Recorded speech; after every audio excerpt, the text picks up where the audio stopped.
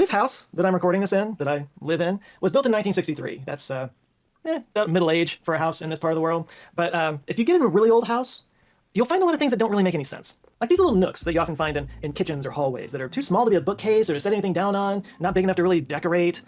You might not know what these are, but these are phone nooks. So back in the day when there was only one phone in the house and it was tethered to the wall, they made a dedicated space. Just Man, look at that. Wait. Man and I know exactly.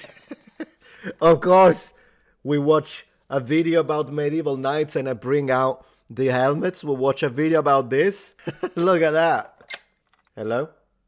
Yeah, we're gonna keep this one here. Just for making phone calls, with a pad and a pen to take notes, the yellow pages and the white pages, maybe a Rolodex or a planner, usually with important numbers taped up next to the phone on the wall. Yeah, people my age and older, we grew up with these things. They were in all the homes, everybody had one, and they made perfect sense. Man, that's the old at the one. time.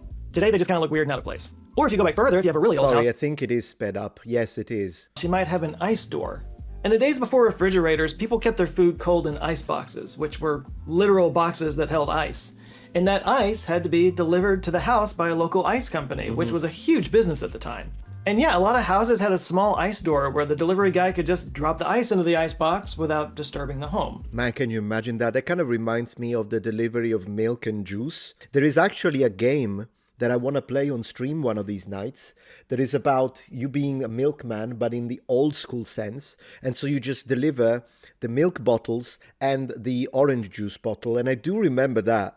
Back in the day, by the way, we were receiving these in the porch, right? And even when I was living in England 25 years ago now, maybe longer than that, 25 years ago, I remember seeing the little milk bottles in the front porch, and then one of them would be orange because it's the orange juice. I remember that. There is a game that lets you do that, and I'll play it one of these nights. You'd find milk doors and cold doors for the same reason. Today, of course, they just look like weird, tiny doors that serve no purpose, but back in the day, they made perfect sense, and everybody knew what they were.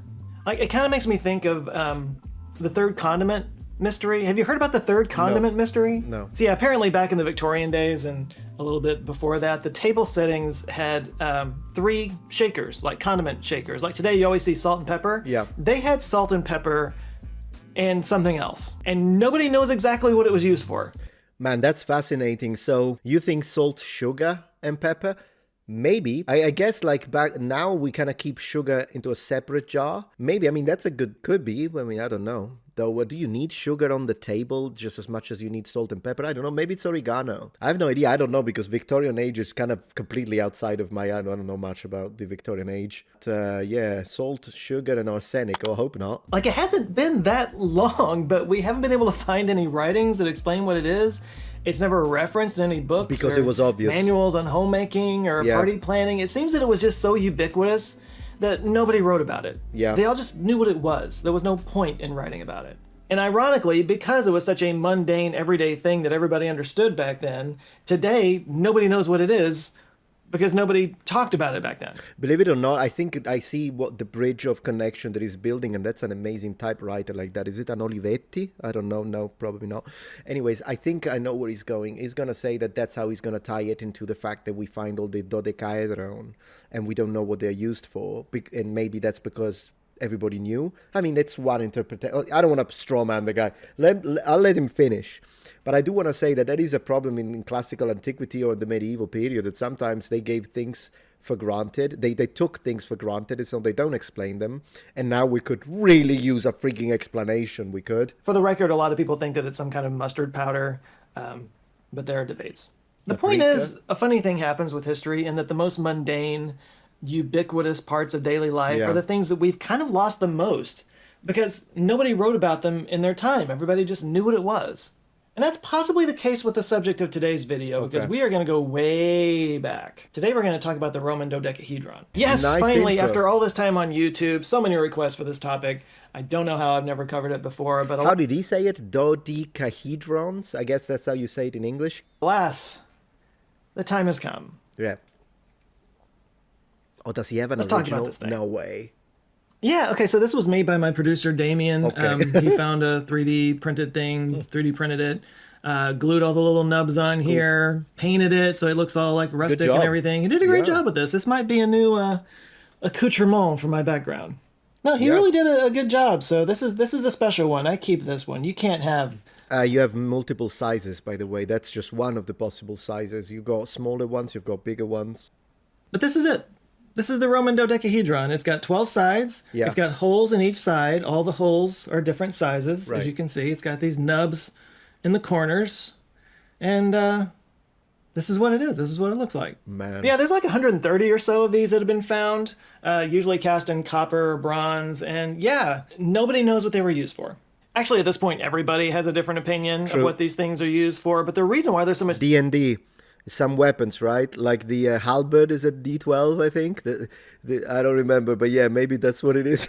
D&D. disagreement about it is because there is nothing in any literature or art at the time that tells us what this thing is. Mm-hmm. So we're just left to speculate. Yeah, let's The most recent dodecahedron find was in June of 2023 in the Lincolnshire town of Norton Disney, which is apparently where Walt Disney's family comes from. But this one was especially big. It was like grapefruit sized.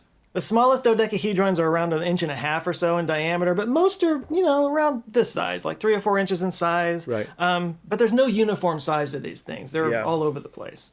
The first documented finding of one of these was in 1739 in Aston, Hertfordshire, England. And since then, 133 have been found. Look. With the exception of a few outliers, all of them are from areas in Northern Europe, like France. Yeah, I'm actually... So if we were to really try to define a pattern here, a lot of this is Celtic. All of this would be Celtic. And then we start going into the Germanic a little bit. But since it's not that much, it's possible that it's a Celtic thing. If none were found in Italy, I actually thought, at least, because of course I'm aware of these, but I didn't look into it that deeply. If none is found in the Mediterranean world, it's possible that it's a Celtic thing. Maybe a toy. It could be a toy. Absolutely could be a toy. Germany and Britain. This is an area that the Romans called Gaul, and they date to the years when the Romans were there between the 2nd, 3rd, and 4th centuries. To be specific and pedantic, since I'm just about to release the pedantic edition Metatron, the Romans called it Gallia. Long vowel at the end for phonemic vowel length maniacs like me. So yeah, many make the argument that it shouldn't be called the Roman dodecahedron at all. It should be called the Gallic dodecahedrons because it seemed to be exclusively a Gallic object. The Roman dodecahedron never got anywhere close to Rome. But to put the time period of when these things existed into context, this was a pretty high time for Rome. Right. The empire reached its greatest extent in 117 under Trajan and went through its famous conversion to a Christian state under Constantine in the 300s. So even if it was a regional phenomenon, that region was firmly under Roman control. Yeah. But the fact that they've only been found in the northern parts of Europe is kind of a mystery, but it's also a clue. Maybe it was part of a cultural tradition that only existed in those areas. Maybe it has a purpose that only makes sense in colder climates. But that's just one clue. There are many clues to talk about. Do you think it could be religiously connected, like to the Druids and whatnot? Because that is one element in common between Gaul in continental Europe and Britain. Maybe? The fact that there aren't any writings or art with it in there is a clue. Like, lack of information is a clue. Like, why didn't they talk about these things?